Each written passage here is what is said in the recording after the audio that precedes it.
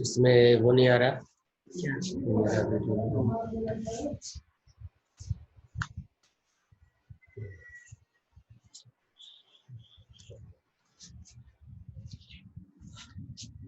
Very good afternoon to all of you. Good afternoon, sir. सबसे पहले आप लोगों से ये कहना है कि आप लोग सभी लोग अपना माइक को म्यूट कर दीजिए और वीडियो ऑन कर लीजिए। अपना माइक म्यूट कर लीजिए, वीडियो ऑन करिए।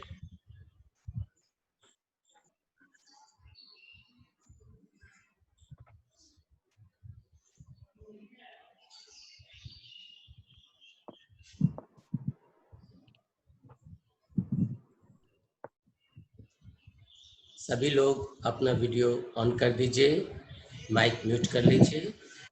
जब माइक का बारी आएगा तो हम माइक भी ऑन कराएंगे। सभी लोग जाग गए हैं? ठीक।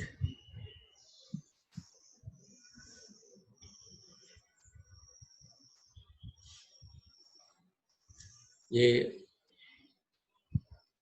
सभी लोग अपना माइक ऑन कर लीजिए।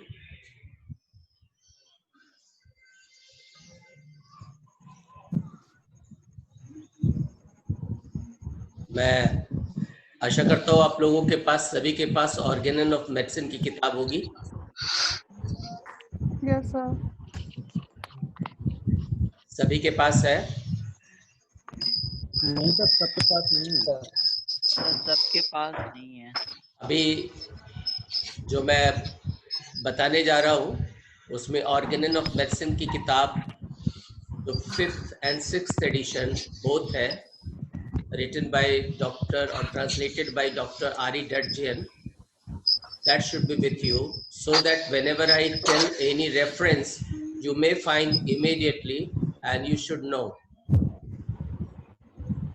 There are so many things which are supposed to be taught in the organon of medicine. Since, as I have already explained to you, that you need not to write examination in the first BHMS, even then, there are so many introduction parts and introductory lecture which you must know and must understand. Okay, so everybody is having organon of medicine with you. Anupriya, do you have? No sir. No or yes? No sir. Garima, do you have? Prabhat? No sir. Why you are not having? No sir. Sir hostel पे है। Hostel पे है? जब घर आए very good. Pragati? No sir, मेरा भी hostel पे ही है। Very good. केवल तुम लोग घर पे हो, बाकी किताब कॉपी सारे हॉस्टल्स में है। सर एक्चुअली पता नहीं ना था, इसलिए सर बहुत सारे बुक्स छूट गए वहीं पे। बहुत सारे में 3 ही तो सब्जेक्ट पढ़ाई हो रही है, और 2 बेचारा चुपचाप कॉर्नर में पड़े रहने वाली पतली पतली 2 किताबें होती है। एक होती है आर.ई. डडजेन की ऑर्गेनन ऑफ मेडिसिन और दूसरा होता है एलेंस की नोट। तो ये दोनों छुट्टी होगी, यही दोनों छुट्टी होगी। बाकी फिजियोलॉजी आपके पास होगी। सर आर.ई. डडजेन की पीडीएफ है। अब पीडीएफ है, पीडीएफ से ये बात नहीं बनेगी, क्योंकि जो बातें अभी बोलने जा रहा हूँ या जो मैं बताने जा रहा हूँ पीडीएफ से शायद नहीं हो पाएगा, क्योंकि ये इंट्रोडक्शन का है कि और अभी मैं जानबूझ करके अभी हिंदी में लेक्चर ले रहा हूँ।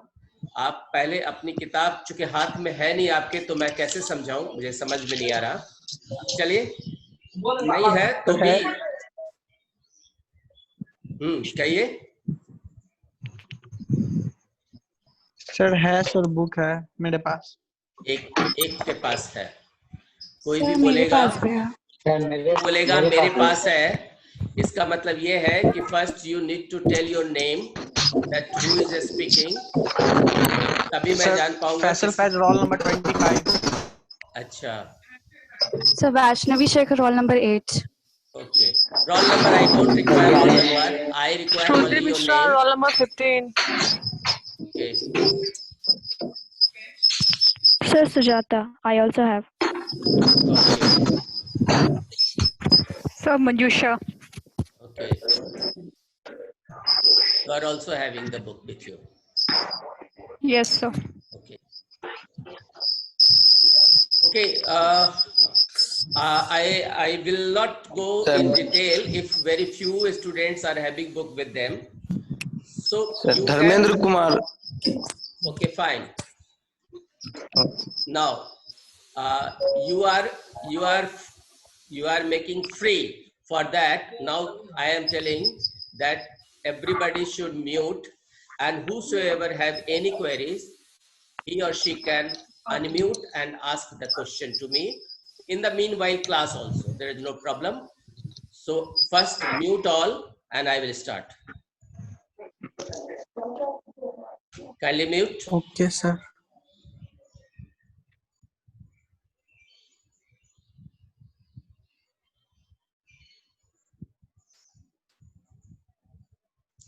So, the Organon of Medicine, the book, as you know, there are so many things which are supposed to be explained. The book in जो किताब आपके हाथ में है, उस किताब को कई भागों में बांटा गया है. सबसे पहले आप उसमें देख सकते हैं कि उसमें चूंकि आज का जो टॉपिक है वो different editions of Organon of medicine है, और आप लोगों को सबको मालूम है, चूंकि पहले भी आपकी क्लास हो चुकी है, कि 6 एडिशंस टोटल है अभी तक, और आगे अभी तक हुआ नहीं है. 6 एडिशन, जो छठा एडिशन आया है वो 1921 में आया है, और उम्मीद बहुत कम है कि अब कोई एडिशन आए.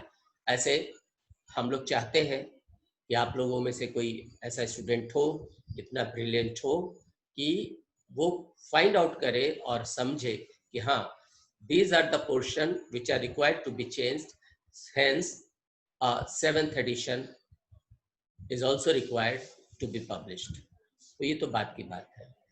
6 एडिशन जो हुए हैं उसमें आप देखेंगे कि जो किताब है उसके शुरू में सबका प्रीफेस लिखा हुआ है. प्रीफेस का मतलब कि जब फर्स्ट एडिशन हुआ था तो उसमें क्या बातें लिखी हुई थी, फिर सेकेंड एडिशन हुआ था तो उसमें क्या बातें लिखी थी, और सभी एडिशंस के नीचे में सभी जो प्रीफेस जो लिखा हुआ है एडिशंस का, उसके नीचे में जगह का नाम और ईयर दिया हुआ है कि कौन से साल में, जैसे 1810 या 1818, लाइक वाइज दैट ये लिखा हुआ है. अब ये एक पार्ट हो गया जिसको कि हम ये कह रहे कि ये एक प्रीफेस पार्ट है जो ऑर्गेनन ऑफ मेडिसिन में, इससे बहुत सारी जानकारी आपको मिलती है. ये 5th और 6th एडिशन तक की आपको इसमें प्रीफेस मिलेंगी.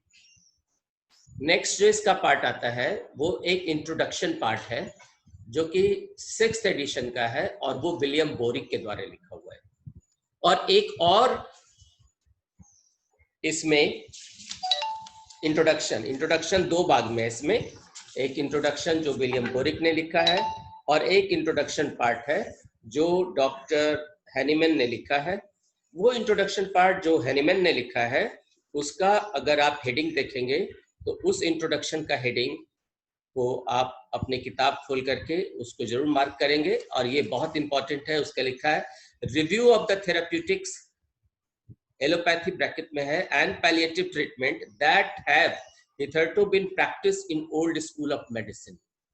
ये जो इंट्रोडक्शन पार्ट है ये बहुत ही इंपॉर्टेंट है, और आपको ये जान करके आश्चर्य होगा कि ये introduction part right from 1st year to 4th year तक भी लोग नहीं पढ़ पाते, जो कि इतना ज्यादा इंपॉर्टेंट है ये इंट्रोडक्शन.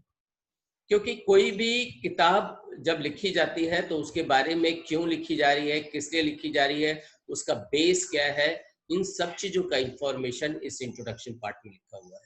यानी, और जैसा कि हेडिंग से पता चल रहा है कि जो एलोपैथी इसलिए क्योंकि आप सबको मालूम है कि होम्योपैथी जब आया उसके बाद ही एलोपैथी वर्ड का कॉइन हुआ, एलोपैथिक वर्ड दिया गया, और ये एलोपैथिक वर्ड भी जो दिया गया वो भी डॉक्टर हैनीमैन के द्वारा दिया गया। तो इसीलिए इसमें एलोपैथिक लिखा है। और हिथरटू इन प्रैक्टिस का मतलब कि जब ये किताब लिखी जा रही थी, यानी कि चलिए आप अगर हम 5th एडिशन से ले तो इन 1833, और अगर 1st एडिशन से ले तो 1810। तो 1810 की बात नहीं करेंगे क्योंकि उस पार्ट में इंट्रोडक्शन नहीं आया था, ये 5th एडिशन की पार्ट की बात करते हैं।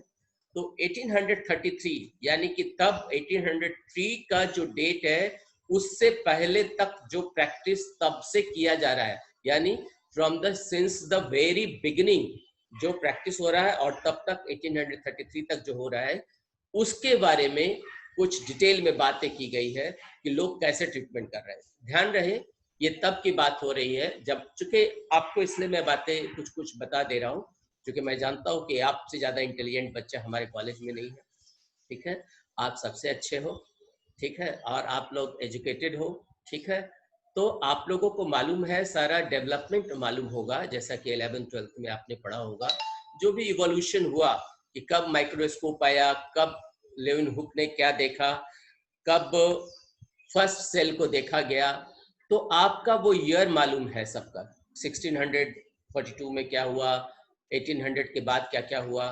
तो उन बातों को अगर आप जहन में यानी दिमाग में रखेंगे और उसको देखते हुए जब 1833 की बात पढ़ेंगे तो आपको समझ में आएगा कि इसका इंपॉर्टेंस क्या है।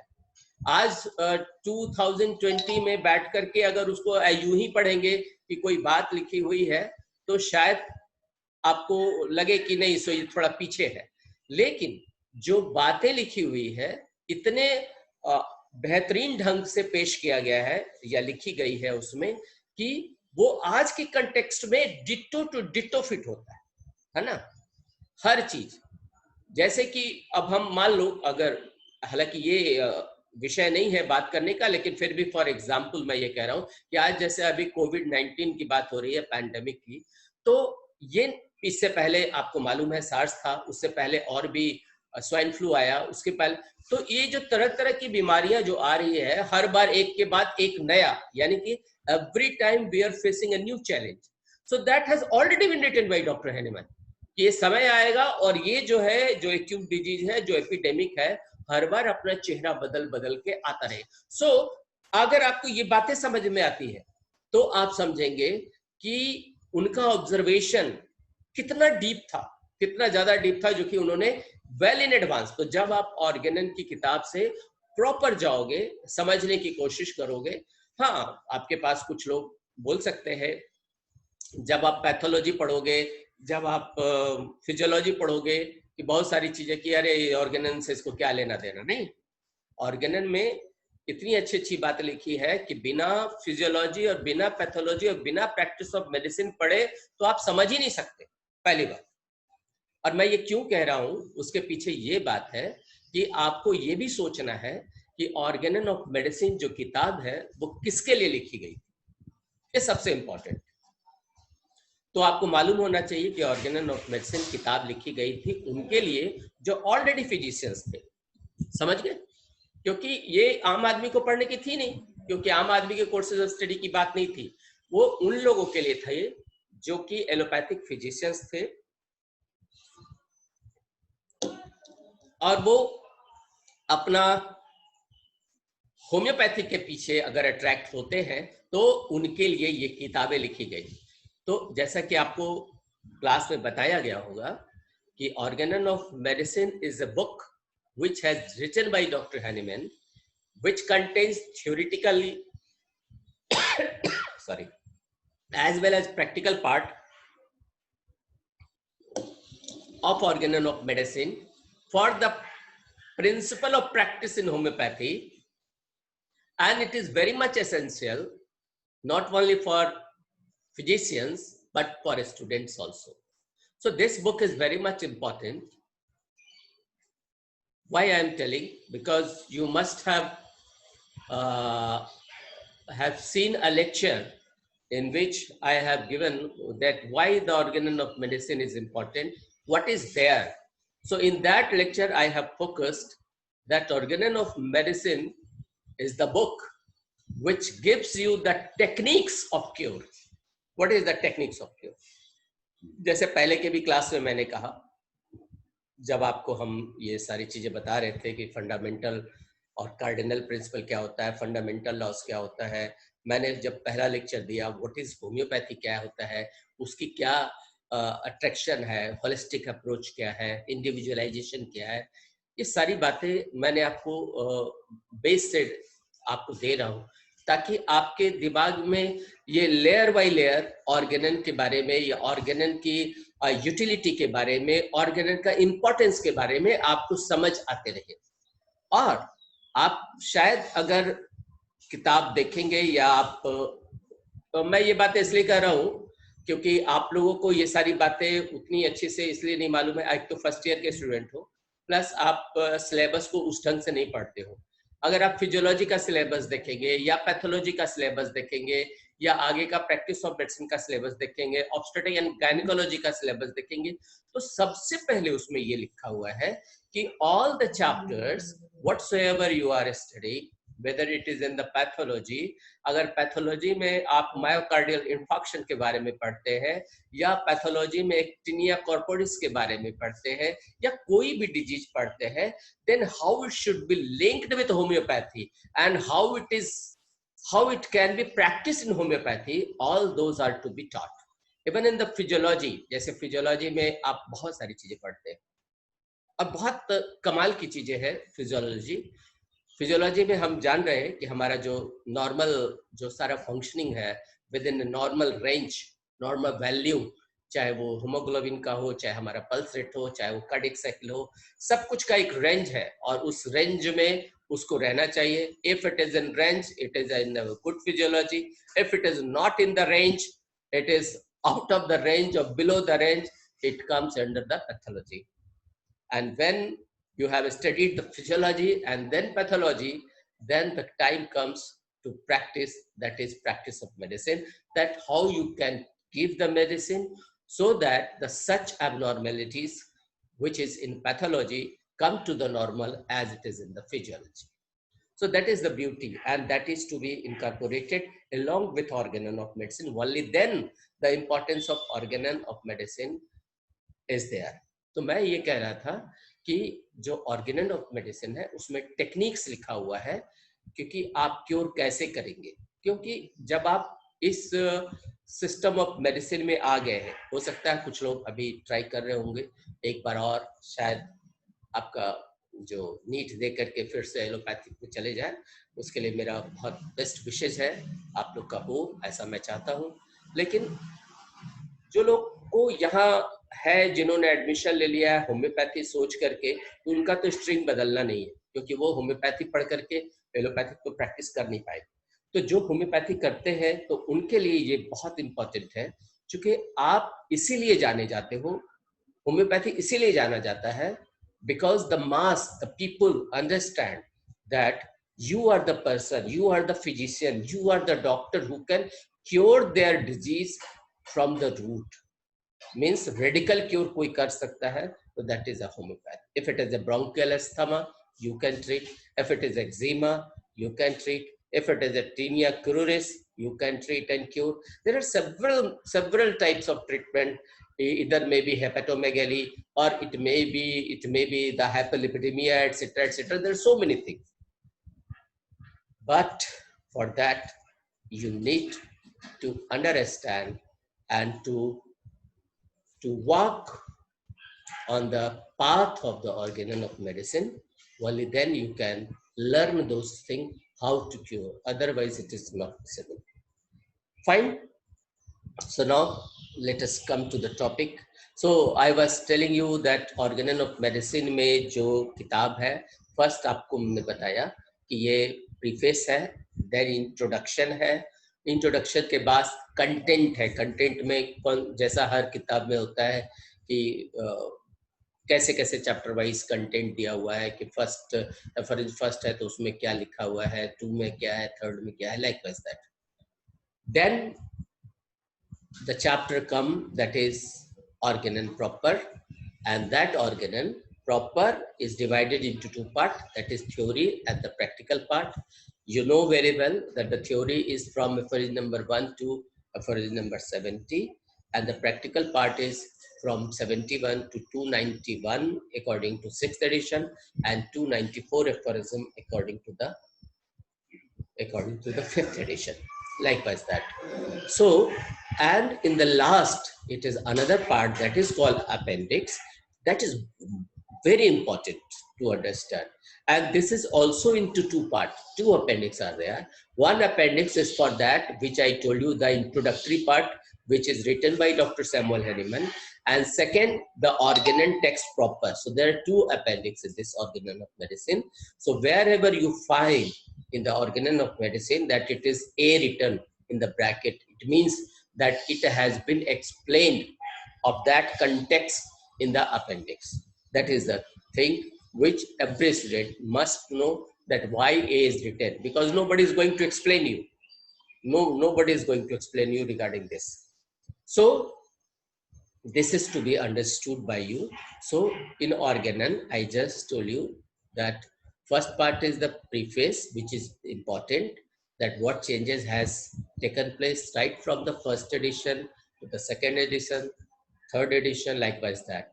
And then come to the one introduction by Dr. William Borick for the 6th edition, and the introduction proper, which is written by Dr. Hahnemann, then the content, then the text proper, then the two appendices, that is one part for the introduction and second is for the text proper. So this is the constructions of the Organon of Medicine book. Now, let me teach you regarding the editions of this Organon of Medicine. The book Organon of Medicine, History before the publication of medicine. What is this? History before the publication of Organon of Medicine. There are few things that you should know, that why this book is named Organon or Organon of Medicine. What was there in the mind of Dr. Hahnemann? So there are 2 points. That first, the Aristotle, who has also written something like Organon, and thereafter Lord Bacon also mentioned the Organon, in which all the logics are written there. So Dr. Hahnemann is influenced from Lord Bacon as well as Aristotle, and understanding those things, he also wanted to give his name of the book, as it contains the logic, understanding, philosophy. That is why Organon of Medicine book is given. Now, the invention and birth of homeopathy, ये आपको हमने पहले बता दिया है कि invention कब हुआ था, 1790 में, 1790, तब जब डॉक्टर हनीमैन कलेंस की मटेरिया मेडिका को ट्रांसलेट कर रहे थे, तब उनको सेंस हुआ था कि कहीं ऐसा तो नहीं कि जो मेडिसिन साइंस सिम्टम प्रोड्यूस कर सकता है वही मेडिसिन वैसे साइंस सिम्टम को ख़त्म भी करने की कैपेसिटी रखता है. ये सेंस हुआ था 1790 में. बट डॉक्टर हनीमैन आर्किमिडीज की तरह यूरेका यूरेका कह के नहीं भागे. उन्होंने इसके लिए वक्त लिया और लगभग 6 साल का वक्त लिया, और 1796 में उन्होंने पब्लिक को और पीपल को, वर्ल्ड को जानने दिया. तो उसके बारे में है the first ever writing of homoeopathy by doctor Samuel Hahnemann, that is an essay on new principle for ascertaining the curative powers of the drugs and a review of the previous principle. जो पहले से principal exist कर रहे थे उसको review करना था, और उसके क्यूरेटिव पावर के कुछ बातें इसमें कहनी थी. उसके बारे में ये एक एसे लिखा था जो कि हिफलन में के जर्नल में ये पब्लिश हुआ था. फिर उसके बाद आपको एक और क्वेश्चन पूछा जाता है, the precursor of Organon of medicine. Do you know what is precursor? Precursor मतलब कोई ऐसी किताब या कोई ऐसा चीज जो अभी है, इससे पहले क्या था जिसकी वजह से इसका इवोल्यूशन हुआ, तो उस पार्ट को प्रिकर्सर कहते हैं। प्रिकर्सर आप कई जगह पे यूज करते हैं, कंप्यूटर में भी प्रिकर्सर यूज होता है। तो प्रिकर्सर जो है मेडिसिन ऑफ एक्सपीरियंस, ये किताब थी जो डॉक्टर हैनीमैन ने ऑर्गेनन 1810 के आने से पहले ही 1805 में लिखी थी, जिसका नाम था मेडिसिन ऑफ एक्सपीरियंस। और सबसे अच्छी बात क्या है कि जब आप इसका अपेंडिक्स का पार्ट देखेंगे, जो टेक्स्ट प्रॉपर है, चाहे जो इंट्रोडक्शन का पार्ट है, वहां पर आपको इसका डिटेल दिखेगा कि इसको कंपैरिजन किया गया है कि मेडिसिन ऑफ एक्सपीरियंस के किस सेक्शन में जो बातें लिखी है और ऑर्गेनन के किस सेक्शन में बातें लिखी है, first edition, second edition, third edition and likewise that, ये सारा कुछ मेंशन किया हुआ है। So the precursor of organon of medicine is known as medicine of experience, which was published in 1805. Interest in studying the text of organon of medicine, ये एक special बात है कि आपको कैसे इंटरेस्ट डेवलप करना है। बहुत पहले आपको मैंने क्लास में लेक्चर लिया था कि ऑर्गेनन ऑफ मेडिसिन बहुत इजी है। It is as easy as you breathe, as you respire, likewise that. So and next point is understanding the textbook of Organon of medicine, जो कि अभी हमने एक छोटा सा अंडरस्टैंडिंग आपको दिया कि कैसे कैसे इसका सेटिंग है उसके बारे में। नेक्स्ट है द ऑर्गेनन ऑफ मेडिसिन का जो एडिशंस है, हम उस पर आज चर्चा करेंगे। अभी एक इंट्रोडक्शन पार्ट में एक और बात बचेगी जो शायद किसी और क्लास में हम करेंगे पूरा, जो इसका ग्राउंड प्लान है, जिसमें कि अभी कुछ पार्ट हमने आपको बता दिया है, जैसे जो थ्योरी और प्रैक्टिकल पार्ट बताया। तो थ्योरी में जो हर सेक्शन को कैसे कैसे डिवाइड किया गया है उसको भी बताना है।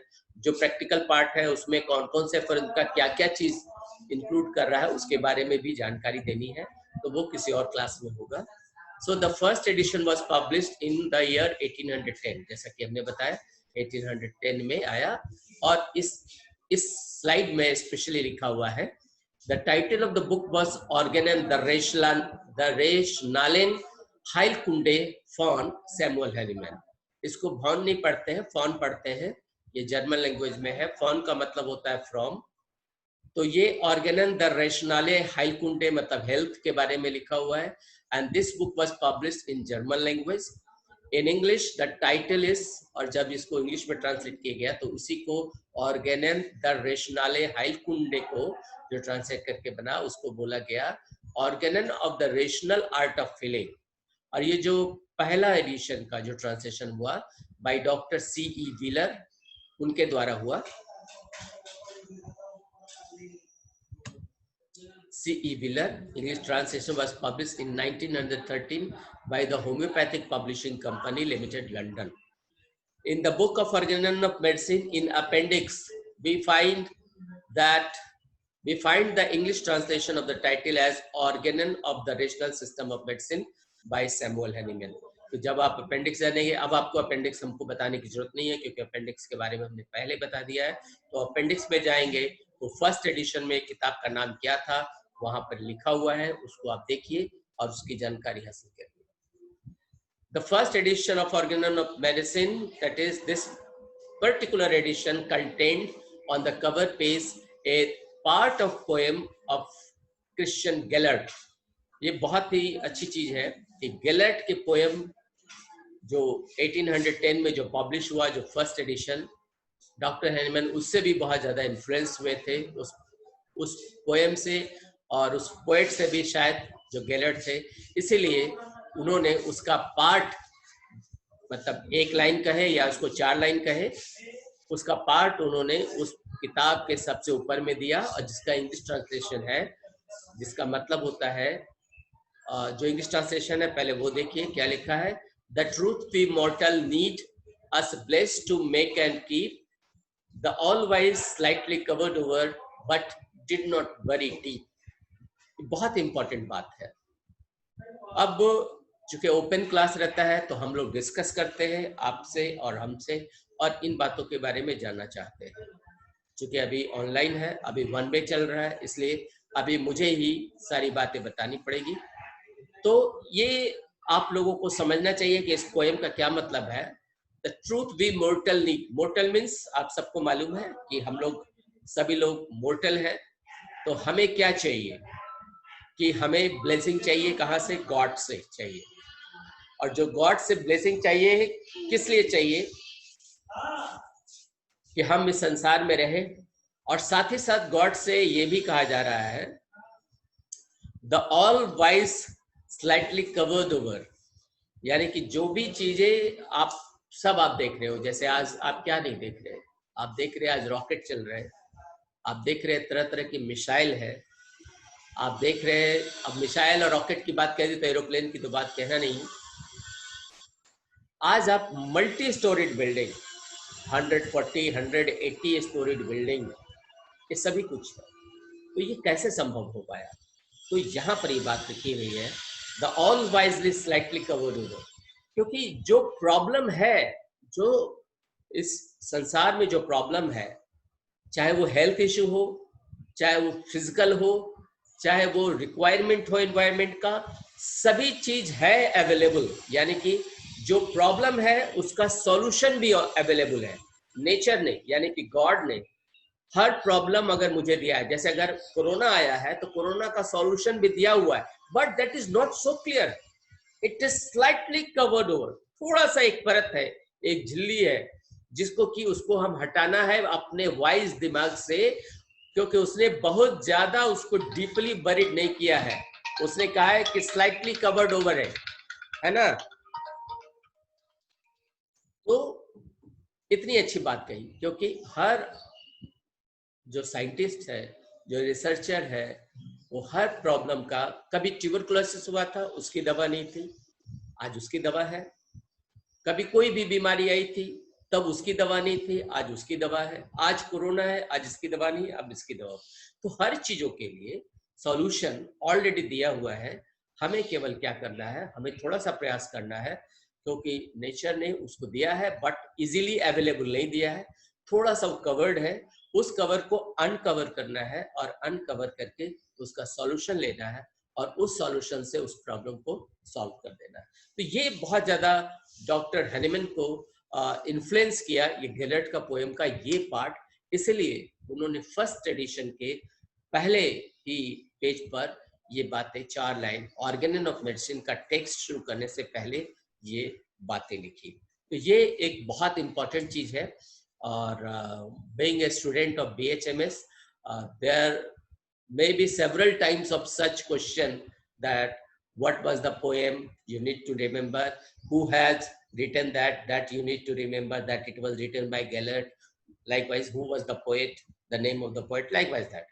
So these are the question of oral, as well as in so many competitive examination also these questions are asked. So these are the things. These are also very slightly covered over, but did not very deep. मालूम है, केवल किताब को खोलना है, देखना है और समझना है। ठीक है। So Hahnemann was at Torgau when the first edition was published. हालांकि ये जो मैं बता रहा हूँ ये इतना डिटेल में, जैसे एडिशंस के बारे में आप जानकारी रखें तो अच्छी बात है, जानकारी रखनी चाहिए। So Hahnemann was the Torgau when the first edition was published, क्योंकि क्वेश्चन ये आता है कि when the first edition come, where was Dr. Hahnemann? तो कोई लिप्जिस्ट बताएगा, कोई टर्गू बताएगा, कोई पोएथेन बताएगा, लाइकवाइज दैट। तो जो एमडी स्टूडेंट होते हैं, चाहे जो टीचर्स होते हैं, एटलीस्ट उनको ये सारी चीजें पता रहनी चाहिए। So Hahnemann was at Torgau when the first edition was published, but the preface of the first edition is marked as Leipzig. ये लेप्जिस जो है ये लास्ट में जी है, ये भी जर्मन लैंग्वेज है, चूंकि जर्मन लैंग्वेज जी को स पढ़ते हैं, है ना। तो ये भी जी नहीं है, वो एक जेड टाइप का लंबा सा है, वैसे लिखा जाता है। तो चूंकि ये इंग्लिश है, इंग्लिश में तो वो लेटर आएगा नहीं, इसलिए इसको ऐसे लिखा गया है। तो लेप्जिस है ना, तो लेप्जिस 1810।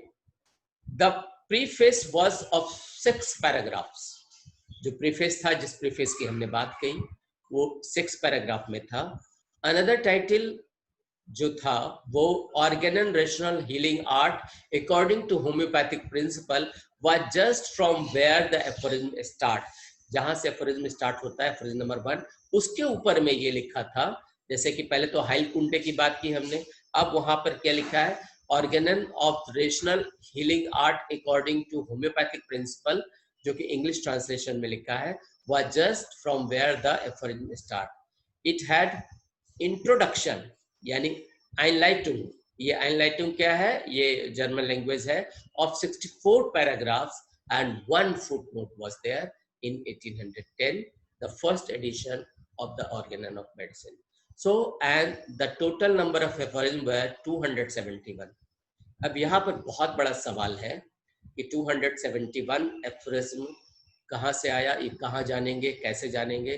तो जब आप अपेंडिक्स खोलोगे तो अपेंडिक्स में ये लिखा है, आप लोग ढूंढिए, खोजिए और मुझे बताइए। उसमें first, second, third, fourth, fifth, sixth addition सभी का कंपैरेटिव एफोरिज्म लिखा हुआ है, वो आपको मुझे बताना है और अभी बताना है तुरंत। मैं अभी बात करने वाला हूँ।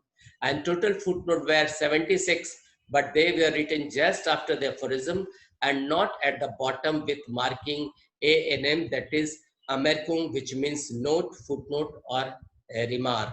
वो जस्ट नीचे नीचे लिखा था, कोई फुटनोट जैसा आज ऑर्गेनन में आप देखेंगे कि फुटनोट लिखा होता, वैसा नहीं था। And there was no content to the text. जिस कंटेंट की बात कर रहे थे कि जो आपके पास जो ऑर्गेनन है उसमें कंटेंट पार्ट है, ये बाद में आया है।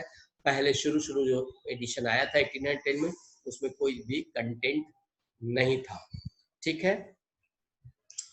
सो सेकेंड एडिशन अभी नहीं बात करेंगे, इसको नेक्स्ट क्लास में डील करेंगे। अभी अब आपसे आप सबों को कह रहे हैं कि अब आप अपना ऑडियो एंड वीडियो सभी आप ऑन कर लीजिए। वीडियो तो ऑन है ही है प्रगति? Yes sir. हाँ, तो जिसके पास किताब था, अगर उन्हें कुछ नहीं मिला है देखने को जो हमने बताया है तो मुझे बताएं, तो मैं आपको बताने की कोशिश करूंगा। और मुझे लगता है, आशा करते हैं कि आपको जो अभी बात बताई है आपको समझ में आई होगी। आई है समझ में या नहीं आई है समझ में? यस सर, आई है। Yes sir. जबरदस्ती नहीं बोलना है यस सर। क्वेश्चन था यहाँ पर यस सर। हाँ सर, बोलो। एक क्वेश्चन था हाँ सर। मटेरियल पहले नाम बोलना था। सर काजल सिंह। हाँ बोलो। हाँ सर मटेरिया 1970 क्या? मतलब पब्लिश हुई थी। मटेरिया मेडिका जो है वो 1796 के टाइम पे पब्लिश हुई थी। मटेरिया और क्या मेडिका। कहते हैं, ये ऑर्गेनन, हाँ, और ये ऑर्गेनन 1810 में। तो ऑर्गेनन में अगर लॉज और रूल्स हैं कि कैसे होम्योपैथी को मतलब कैरी करना है, मतलब किसी भी ट्रीटमेंट को क्योर करना है, तो मतलब